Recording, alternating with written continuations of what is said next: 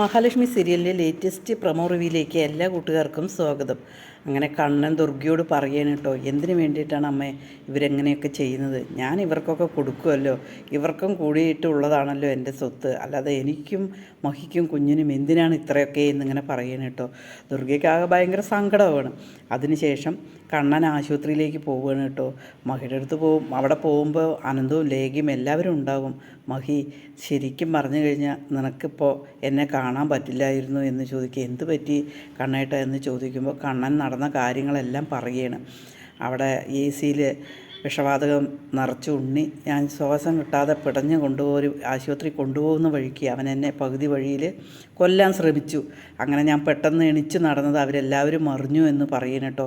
അതൊക്കെ കേട്ട് കഴിഞ്ഞപ്പോഴേക്കും ലേഖയ്ക്കും അനന്തനും ഭയങ്കര ദേഷ്യം വരികയാണ് കേട്ടോ. നൂലുകെട്ട് കഴിഞ്ഞ് കഴിഞ്ഞാൽ ഈ കുഞ്ഞിനെയും കൊണ്ട് എങ്ങനെ അവിടെ പോയിരിക്കും? അവർ ഈ കുഞ്ഞിനെ എന്തെങ്കിലും ചെയ്യില്ല എന്ന് കണ്ണേടന് എന്താ ഉറപ്പ്? അതുകൊണ്ട് എന്തായാലും ശരി, മഹിയെയും കുഞ്ഞിനെയും അങ്ങോട്ട് കൊണ്ടുപോകാൻ പറ്റില്ല. അവർ ഒരു മനുഷ്യജന്മങ്ങളല്ല, അവർ മൃഗങ്ങളാണ് എന്ന് പറയണം കേട്ടോ.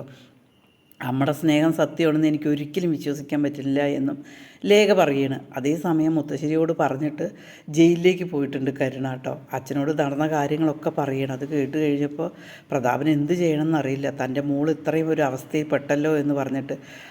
അതേസമയം കരുണയ്ക്കൊരു ഉത്തരം കൊടുക്കാൻ പ്രതാപന് കഴിയണില്ല. കരുണ പറയുന്നുണ്ട്, എനിക്കിനി ഒരു കാര്യമില്ല, ജീവിക്കാൻ പറ്റിയില്ല എന്നുണ്ടെങ്കിൽ ഞാൻ മരിക്കും, അത്രേ എൻ്റെ മുൻപിലൊരു വഴിയുള്ളൂ എന്നിങ്ങനെ പറയണം കേട്ടോ. അത് കേൾക്കുമ്പോൾ പ്രതാപൻ നിസ്സഹായ അവസ്ഥയിലാണ്. കാരണം ഒന്നും ചെയ്യാൻ പറ്റില്ലല്ലോ. ഇനി നമ്മുടെ കരുണ ആ കടുങ്കൈ ചെയ്യാൻ തീരുമാനിച്ച് ഉറച്ച പോലെയാണ്.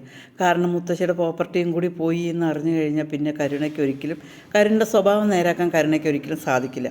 അപ്പോൾ പിന്നത്തെ വഴി എന്താ? കരുണ ആത്മഹത്യ ചെയ്യുക. അത് മാത്രമേ കരുണൻ്റെ മുൻപിലൊരു വഴിയായിട്ട് കാണുന്നുള്ളൂ. നമുക്ക് എന്തായാലും വൈകുന്നേരം എപ്പിസോഡ് ഫുള്ളായി കാണാം.